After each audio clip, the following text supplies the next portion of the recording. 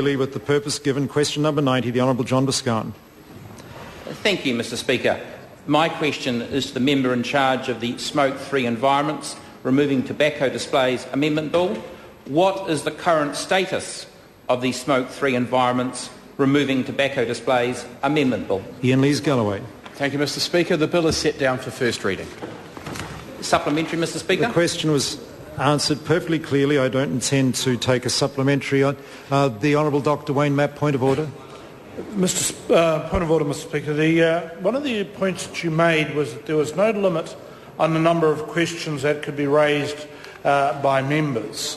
And I wondered if the interpretation of that particular issue, because under the heading Questions to Ministers and Members, there was a number of standing orders, 369, 370, going through to 372. And I just wondered if 372, which does relate to oral questions, the limitation to 12 also applies to members as well as ministers.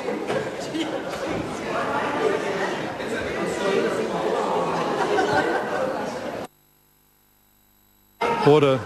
I'm just seeking advice on that issue.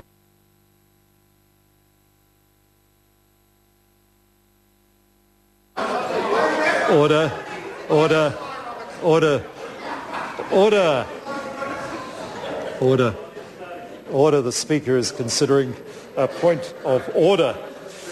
The Speaker is considering a point of order. And the interesting standing order referred to as Standing Order 372, referring to the lodging of oral questions. It has always been interpreted that as referring to questions to ministers, but this, with the situation that has arisen today, with 700 questions being lodged to members, clearly I think the Standing Orders Committee, which is currently sitting, will be able to consider this issue, and the member may in fact wish to write to the Standing Orders Committee to specifically have them look at that issue. It would be a way to have it looked at quite carefully. We come now to questions 91. Point of order, the Honourable David Cunliffe. Mr Speaker, it may be confusion on my part, but my recollection is that you ruled out of order an attempt by the Honourable Member, Mr Boscawen, to ask a supplementary question. Members on this side were unclear as to the rationale why supplementaries would be ruled out, given that it is the normal practice, provided the supplementary is within scope of a question to, for example, the chairperson. I hear the member. The standing orders provide there very clearly the Speaker is the sole, supplementary questions are awarded at the sole discretion of the Speaker. And where a question is answered very succinctly, these questions are very clear questions. The answer is very clear. There is no further supplementary that seems relevant as far as the Speaker is concerned today, and that's why I have not allowed supplementaries today. That doesn't mean that I would not necessarily allow a supplementary question to a question to members, but it is totally at the discretion of the Speaker. The Honourable David Cunliffe, point of order. Mr Speaker, not questioning your ruling, sir, that it is absolutely within your discretion, and noting that you have been willing to extend the opportunity to members of the Labour opposition to ask supplementaries on questions to committee chairs. Mr Speaker, would it be your intention to offer a rationale in such cases as you exercise your unfettered discretion in favour of ruling out such supplementaries?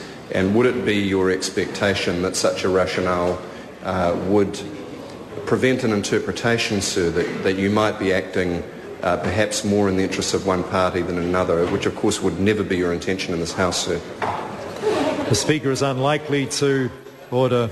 The Speaker is unlikely to give rulings that constrain where the Speaker has discretion. I'm sure the Speaker will always have discretion in these matters, but the member will recollect there have been a number of his colleagues who have asked supplementary questions I've simply ruled out because with questions to members, supplementary questions are quite difficult to bring within standing orders.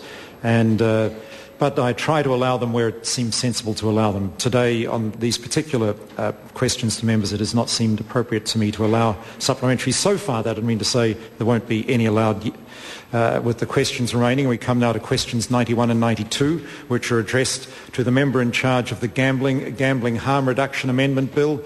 The member in charge of that bill is Te Roroa Flavel. I cannot see him in the chamber. Those questions are therefore postponed. Questions 93 and 94 are addressed to the member in charge of the Register of Pecuniary Interests of Judges Bill. The member in charge of that bill is Dr. Kennedy Graham, and Dr. Kennedy Graham is not present in the chamber. Those questions are postponed. Questions 95 and 96 are addressed to the member in charge of the Depleted Uranium Prohibition Bill.